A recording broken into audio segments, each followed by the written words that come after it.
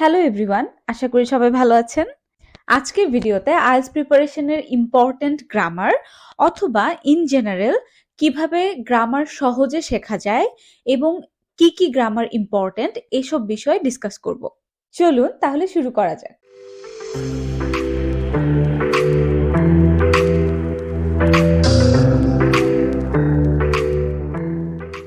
এখন পর্যন্ত অসংখ্য কমেন্ট এবং টেক্সট পেয়েছি আইএলটিএস প্রিপারেশন শুরু করতে চাই কিন্তু গ্রামারে উইক, সেক্ষেত্রে কিভাবে প্রিপারেশন শুরু করতে পারি। আমি আগেও বলেছি যদি গ্রামারের বেস কম্পারেটিভলি উইক হয় সেক্ষেত্রে আগে গ্রামার শিখে নেওয়া উচিত, ফলে আপনার ইংলিশ ল্যাঙ্গুয়েজ অথবা আইএলটিএস প্রিপারেশন অনেকটা সহজ হবে। একটা বিল্ডিং বানানোর সময় যেভাবে ইটের উপর ইট রেখে বানানো হয়, ইংলিশের ক্ষেত্রেও গ্রামার সেম ভূমিকা পালন করে। গ্রামারের বিভিন্ন পার্ট মিলে যে কোনো ল্যাঙ্গুয়েজ ডেভেলপ হয়। বাংলা আমাদের মাতৃভাষা এবং বাংলায় কথা বলে অভ্যস্ত দেখে আমরা আলাদাভাবে রিয়েলাইজ করি না কত কঠিন কঠিন গ্রামারের ইউজ হচ্ছে। অন্যদিকে ইংলিশ ফরেন ল্যাঙ্গুয়েজ বলে আমাদের কম বেশি সবারই গ্রামার ভীতি থাকে। So the very first advice হলো ইংলিশ অথবা ইংলিশ গ্রামারকে জাস্ট একটা ল্যাঙ্গুয়েজ হিসেবে কনসিডার করবেন।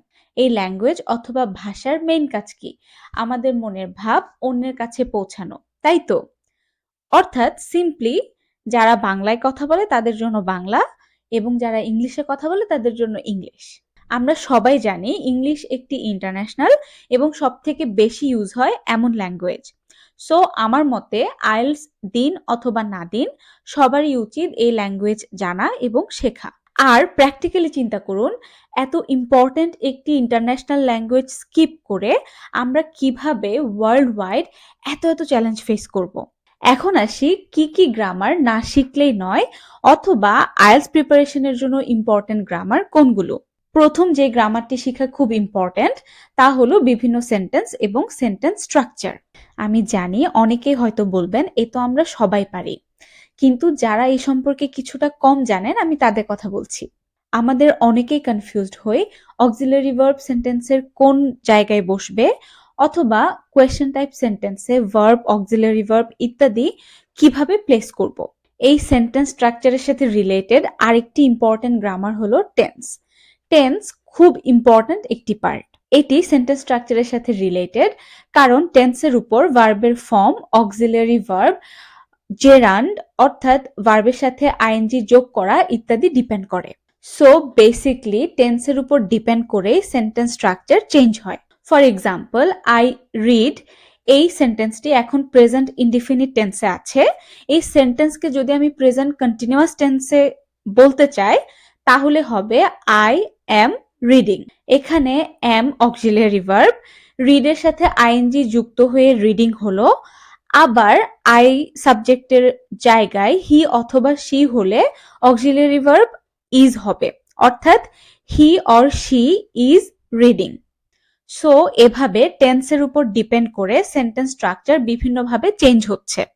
আমি জানি এগুলো খুব বেসিক পয়েন্টস এবং ম্যাক্সিমাম সবাই এগুলো পারেন, কিন্তু স্টিল সবার বোঝার সুবিধার জন্য এই সিম্পল এক্সাম্পলগুলো আমি এক্সপ্লেন করেছি।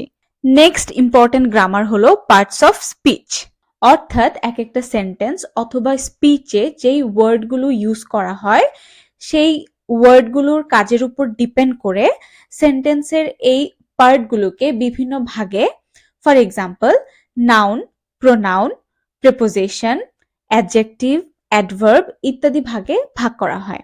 সেন্টেন্সের এই প্রত্যেকটি পার্ট সম্পর্কে জানা খুবই জরুরি যদি গ্রামাটিক্যালি কারেক্ট সেন্টেন্স লিখতে এবং বলতে চান। For example, I have a cat.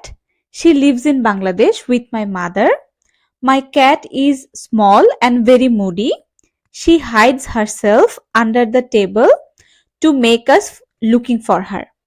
এই সেন্টেন্সগুলোতে কয়েকটি ওয়ার্ড যদি আমরা খেয়াল করি, যেমন Bangladesh noun, small adjective, very adverb, hides verb এবং আন্ডার প্রিপোজিশন।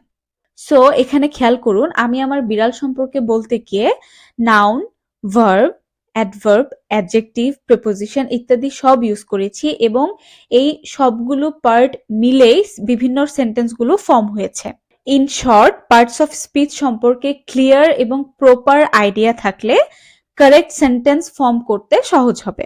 আমার মতে এই 3টি গ্রামার সবথেকে বেশি ইম্পর্ট্যান্ট এবং অন্যান্য সব গ্রামার, ফর এক্সাম্পল ভার্বের বিভিন্ন ফর্ম লাইক ভার্বের past form, past participle form এবং জেরান্ড অর্থাৎ ভার্বের সাথে আইএনজি যুক্ত হওয়া ইত্যাদি সব গ্রামারই এই 3টি গ্রামারের সাথে related.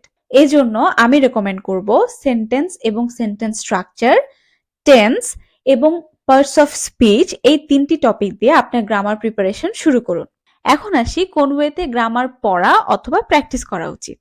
First of all, same technique সবার জন্য ইউজফুল নাও হতে পারে। আপনার জন্য যে টেকনিক অথবা প্রসেস কাজ করছে বলে আপনার মনে হয়, শুধুমাত্র সেই টেকনিকই আপনি ফলো করবেন। আমি অথবা অন্য কেউ ফলো করে দেখে এটাই একমাত্র টেকনিক হবে এমন কোনো কথা নাই। যদি গ্রামারে বেশি প্রবলেম থাকে তাহলে শুরু থেকে শুরু করবেন এবং প্রিপারেশনে এনাফ সময় দিবেন। অর্থাৎ শুধুমাত্র 3-4 দিন অথবা 1 সপ্তাহের মধ্যে প্রিপারেশন শেষ করা পসিবল না যদি গ্রামারের বেসিক্স খুব উইক হয়। আমার মতে এমন সিচুয়েশনে অ্যাটলিস্ট 1 মাস শুধুমাত্র গ্রামার প্রিপারেশনে দেওয়া উচিত। এখন আসি কোন বই ফলো করবেন এই ব্যাপারে। এই সময় আপনার মেইন টার্গেট থাকবে গ্রামারে বেসিক স্ট্রং করা এবং জানা। ট্রাস্ট মি, এক্ষেত্রে স্পেসিফিক গ্রামার বইয়ের তেমন কোনো ইম্পর্টেন্স নেই। আপনি যে কোনো গ্রামার বই যা আপনার কাছে বুঝতে সহজ লাগে তা ফলো করতে পারেন। ক্লাস 7-8 অ্যাডভান্সের যে ইংলিশ গ্রামার বই আছে আপনি ওই বই দিয়েও শুরু করতে পারেন। আসলে যে কোনো বই দিয়ে আপনি আপনার প্রিপারেশন শুরু করতে পারেন। এই ক্ষেত্রে শুধুমাত্র ইম্পর্টেন্ট বিষয় হলো প্রিপারেশনে এফোর্ট দেওয়া এবং হার্ডওয়ার্ক করা। লাস্ট বাট সব থেকে ইম্পর্টেন্ট অ্যাডভাইস, অনেক বেশি বেশি প্র্যাকটিস করা। গ্রামাটিক্যাল রুলস, ডেফিনেশন আমরা যতই পারি না কেন, যতক্ষণ পর্যন্ত আমরা ভালোভাবে বিভিন্ন প্রবলেম সলভিং কোয়েশ্চেন প্র্যাকটিস করব না, আমাদের প্রিপারেশন কমপ্লিট হবে না। আমার নিজের একটি গল্প বলি। আমি যখন ক্লাস 7-এ আমাদের ইংলিশ টিচার প্রতিদিন 30 থেকে 45 মিনিট বিভিন্ন grammatical rules related problem solve করতে দিতেন। আমরা গ্রামাটিক্যাল রুলস মোটামুটি সবাই ভালো পারতাম এবং ম্যাক্সিমামই ভালো স্কোর করত, বাট স্টিল স্যার প্রতিদিন অ্যাটলিস্ট 30 মিনিটের জন্য আমাদের এই প্র্যাকটিস করাতেন। তখন আমরা মাঝে মাঝে বিরক্ত হতাম, কিন্তু এর 2 থেকে 3 বছর পর আমরা রিয়েলাইজ করি স্যার ডেইলি আমাদের জোর করে প্র্যাকটিস করানোর কারণেই একদম ছোট ছোট গ্রামারগুলো আমাদের কখনোই আর ভুল হতো না। এরপর আমাদের মোটামুটি সবারই ক্লাস 9, 10 এবং কলেজে আলাদাভাবে ইংলিশে কখনো টিউশন পড়তে হয়নি। সো ট্রাস্ট মি, প্র্যাকটিসের উপর কিচ্ছু নাই এবং প্র্যাকটিস ছাড়া গ্রামারে কমপ্লিট প্রিপারেশন নেওয়া ইম্পসিবল। কিন্তু হ্যাঁ, অবশ্যই প্র্যাকটিসের পর যা যা ভুল হচ্ছে তার রিজনগুলো অ্যানালাইসিস করে নেক্সট টাইম তা মনে রেখে প্র্যাকটিস করতে হবে। এছাড়াও প্রতিদিন English news paper, article, news পেপারের কোনো ছোট কলাম ইত্যাদি পড়ার অভ্যাস করবেন। ফলে অনেকগুলো নতুন নতুন ভোকাবুলারি জানা হবে। আজকের জন্য এটুকুই। অল দ্য বেস্ট আপনাদের গ্রামার লার্নিং এর জন্য। ভিডিওটি ভালো লাগলে don't forget to like, comment, share এবং সাবস্ক্রাইব টু মাই চ্যানেল। দেখা হচ্ছে নেক্সট ভিডিওতে। ভালো থাকবেন।